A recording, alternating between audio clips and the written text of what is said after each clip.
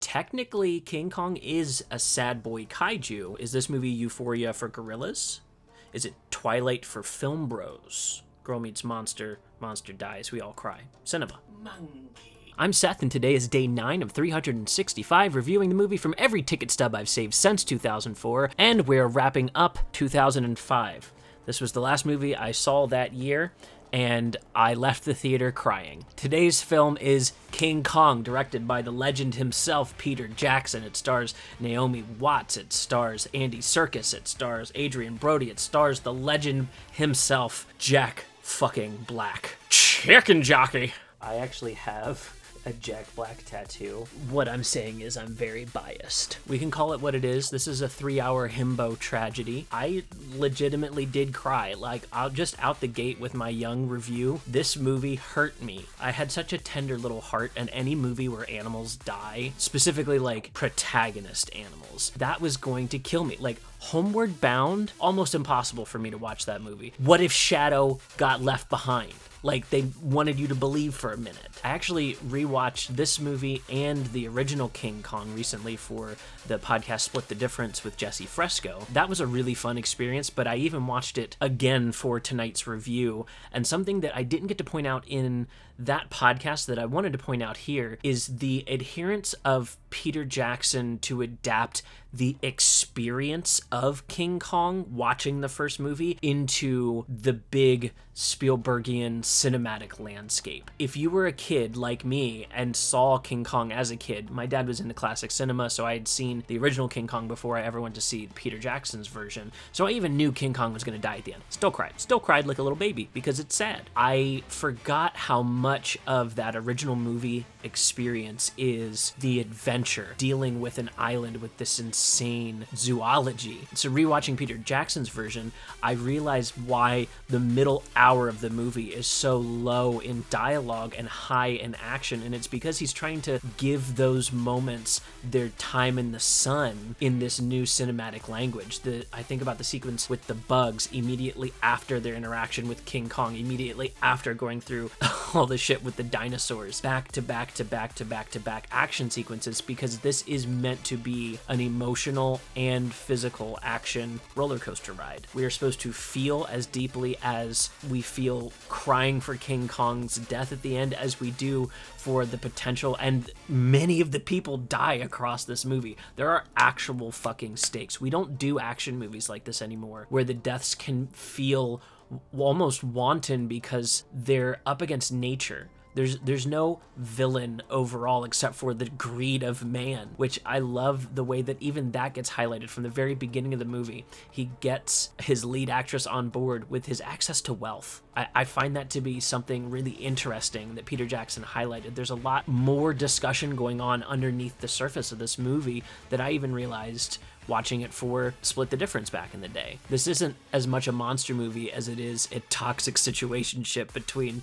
a kaiju and a woman. I really enjoy how ageless this story is. And specifically this version of it holds up really well.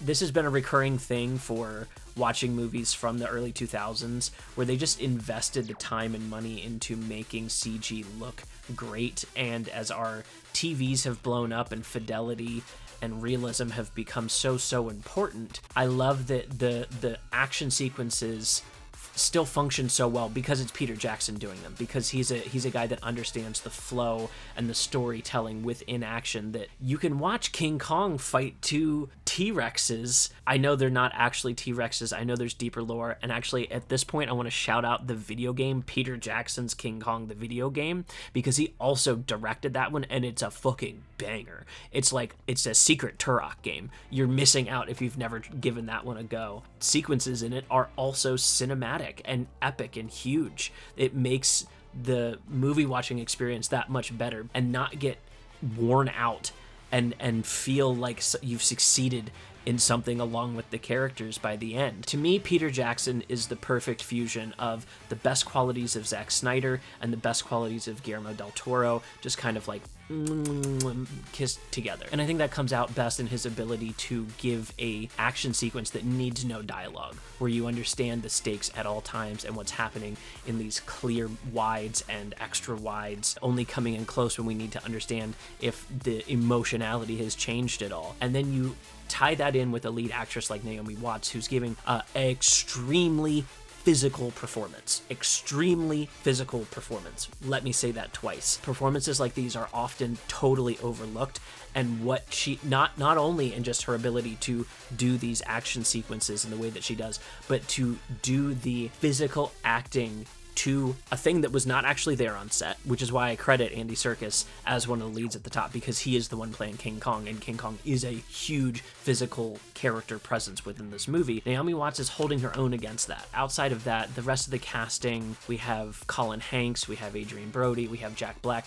These guys are really fleshing it out well. Peter Jackson is the kind of filmmaker, I think he knew what audiences knew about these actors going into it. You got to think about Adrian Brody had just come off The Pianist recently. Jack Black is huge for some of his more pop culture impact, so this is an actor that's being given a chance to give a huge Spielbergian weighty role, something that he hadn't really been chewing on at that point. And we can see where he's gone with that since then. I gotta say Minecraft movie in here at some point so I can put it in the fucking hashtags. And you know what? That movie's having a moment of its own too from this era. I look at Hess, the director of the Minecraft movie, and he was putting out Napoleon Dynamite at this time. You can see the little breadcrumbs of how you get to the movies that we have today. That's how I get to talk about Minecraft on this one. I think that's going to do it for this review. Check out my Letterboxd for my review score if you're interested in a number. I don't give it in the videos, but I do give one over on Letterboxd. You can also follow this movie journey over on Letterboxd as well. X-Men: The Last Stand is the next movie on our list. That list you can only see on our Patreon,